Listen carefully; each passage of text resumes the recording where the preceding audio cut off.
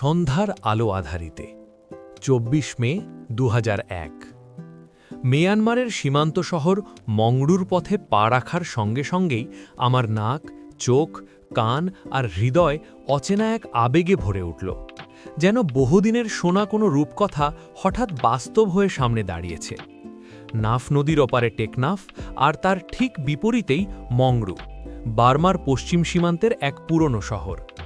নদীর এই জলধারাই শুধু নয়, শতাব্দীর পর শতাব্দী ধরে ইতিহাস, বাণিজ্য আর মানুষের যাতায়াত এই দুই ভূখণ্ডকে যুক্ত করে রেখেছে।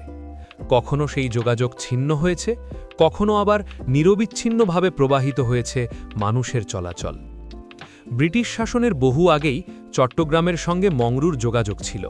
সপ্তদশ শতকের প্রথমার্ধে পাদ্রি মেইস্ট্রো সেবাস্টিন মানরিক এই পথেই এসেছিলেন। তাঁরও প্রায় ১০০ বছর আগে পর্তুগিজরা চট্টগ্রামে এসে বসতি গড়ে তোলে। তারা নিজেদের বসতির নাম দিয়েছিল ব্যান্ডেল। আজও চট্টগ্রামের ব্যান্ডেল রোড সেই ইতিহাসের স্মৃতি বহন করে চলেছে। সন্ধ্যার আধার ঘনিয়ে এলে আমরা অভিবাসন ও শুল্ক দফতর থেকে ছাড়া পেলাম। মুক্ত খাঁচার পাখির মতো মনে হলো নিজেকে।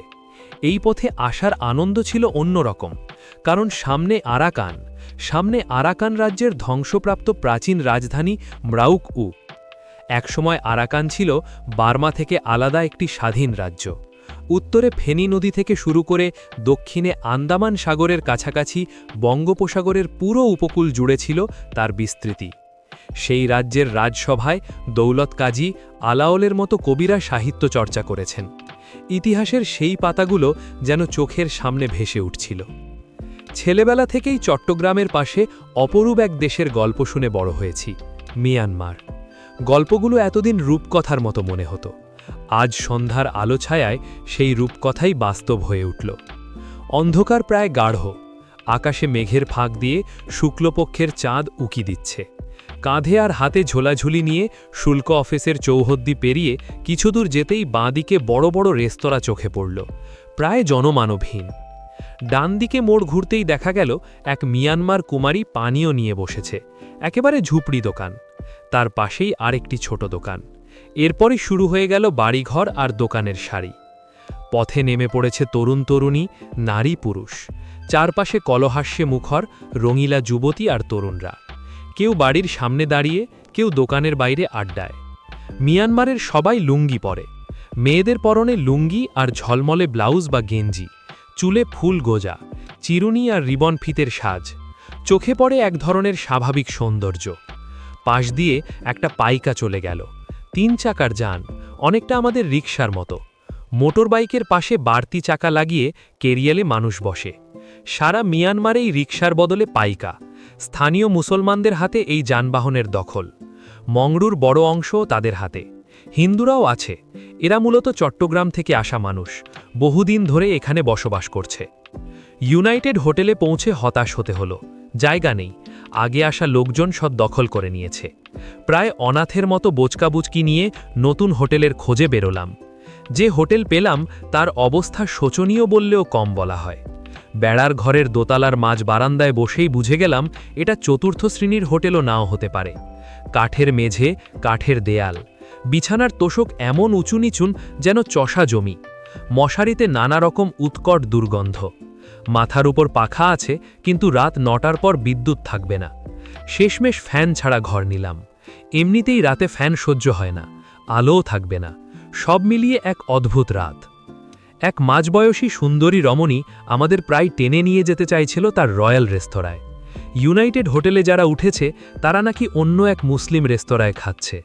রয়্যাল রেস্তোরাঁ মোটামুটি ভালো, ঝকঝকে টেবিল টুল, ভদ্র বাসন কৌশন। ভাতের দোকান বলে উঁচু টেবিল আর প্লাস্টিকের টুল, সম্ভবত চীন থেকে আনা। সাধারণ বর্মী রেস্তোরাঁয় অবশ্য নিচু টেবিল টুলই দেখা যায়। রেস্তোরাঁর রাখাইন মালকিনের বয়স আন্দাজ করা মুশকিল। শুনে অবাক হলাম তার বড় ছেলে কলেজে পড়ে। কক্সবাজার আর পটুয়াখালীতে রাখাইন আছে, কিন্তু বুঝতে পারলাম নিজের দেশের রাখাইনদের সম্পর্কেও আমার জ্ঞান কত কম। তাদের খাবার, আচার, ভাষা, সংস্কৃতি সবই প্রায় অজানা। দেশের সব মানুষের সঙ্গে নিবিড় সখ্য গড়ে তুলতে গেলে এসব জানার কতটা দরকার তা হঠাৎ করে টের পেলাম।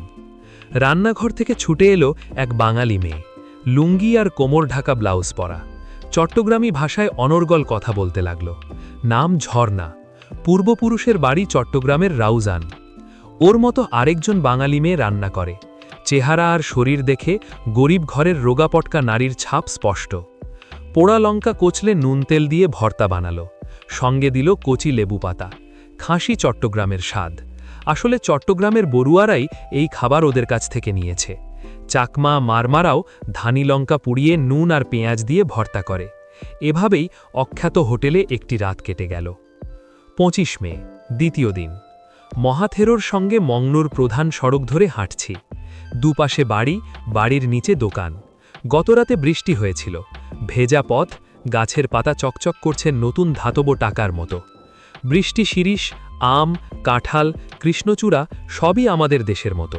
পাদাউকের পাতায় সোনালি ফুল। মিয়ানমারে একে বলে সেন্না। কিছু গাছ ব্রিটিশ আমলের, বয়স শতাব্দীরও বেশি।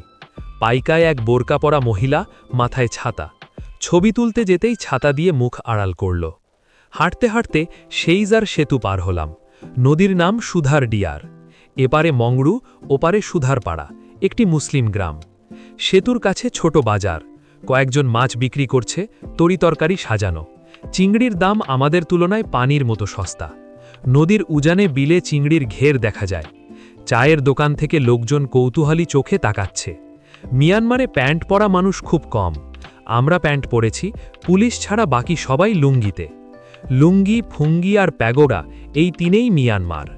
বাসে, পথে, ঘাটে সর্বত্র ফুঙ্গি। সকালে খালি পায়ে ভিক্ষে করতে বেরোন। ভিক্ষাই তাদের জীবিকা। লালচে রঙের চিবর, হাতে ভিক্ষাপাত্র। ফুঙ্গিদের প্রতি বর্মীদের সম্মান চোখে পড়ার মতো। লোকজন আমাদের দেখছে। পোশাক আর চলনে আমরা আলাগা। বিদেশি চেনা যায় সহজেই। বর্মীপাড়ায় ঢুকে এক শিরিষ গাছের নিচে নুডলস বিক্রি করা তরুণীর দোকানে গেলাম। সকালের টিফিন খেলাম। নুডলস, তেঁতুল, পোড়া লঙ্কা, সবজি আর ডিম। সাধারণ অথচ তৃপ্তিকর। দুধ চিনি ছাড়া চা বিনি পয়সায়। ভাষা না বুঝেও ইঙ্গিতে কথা চলে। এভাবেই মংরুল সকাল, ইতিহাস আর মানুষের ভিড়ে ধীরে ধীরে নিজেকে মিশিয়ে দিলাম।